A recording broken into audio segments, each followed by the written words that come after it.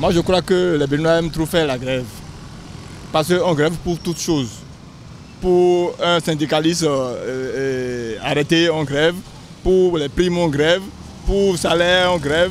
Pour affectation, on grève. Il y a trop de grèves au Bénin.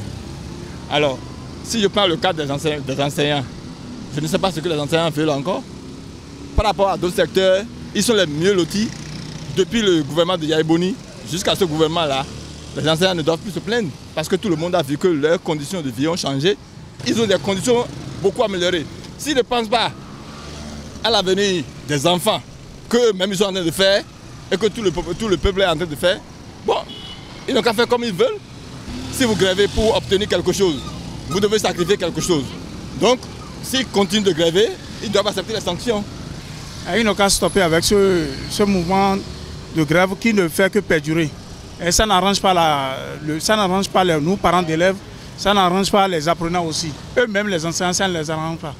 Franchement, ils n'ont qu'à arrêter. Nos filles, nos petites filles qui vont à l'école, ils ne font que se pavaner dans la rue. Et ils sont exposés à des risques, à d'énormes risques.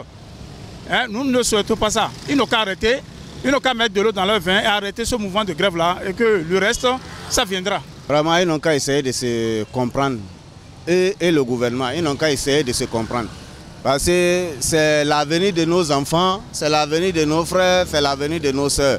Ils n'ont qu'à tout faire pour se comprendre. Si le gouvernement les a trouvés un peu, ils n'ont qu'à se contenter de ça et continuer. C'est ce que je leur demande. Moi, je vais à l'examen. Vraiment, cette grève a des répercussions sur moi. Les professeurs viennent pas à cours.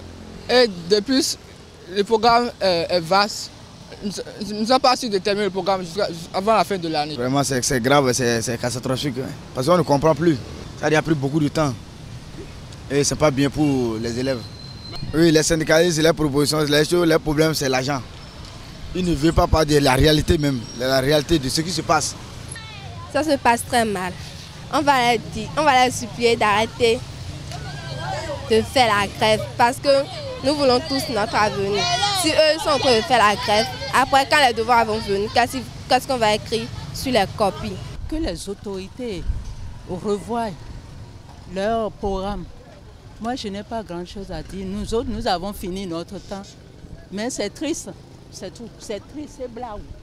Oh, mais ça dérange tout le monde. Ça dérange tout le monde puisque ce n'est pas indiqué. Ce n'est pas indiqué la grève dans le secteur de l'éducation. C'est très grave. Puisque l'éducation, c'est ça qui est primordial pour tout pays. Hein. Le développement commence à partir de là. Puisque la relève est formée dans l'école. Et si l'école ferme les portes, c'est très grave. C'est très grave. Vous voyez les enfants à la maison. Vous voyez les enfants à la maison et ça, l'avenir est sombre, on ne comprend rien. Mais je trouve ça très mauvais. Parce que, vous voyez, l'avenir d'un pays dépend toujours de l'enseignement. La grève, tout le temps la grève. Bon. Et chacun a sa part. Ceux qui font la grève ont leur raison.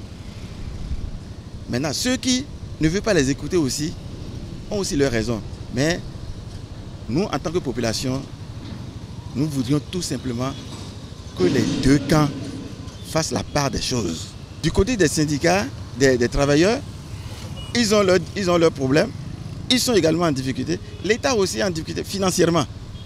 Donc, il faut que l'État essaye de parler avec eux, dans un langage franc.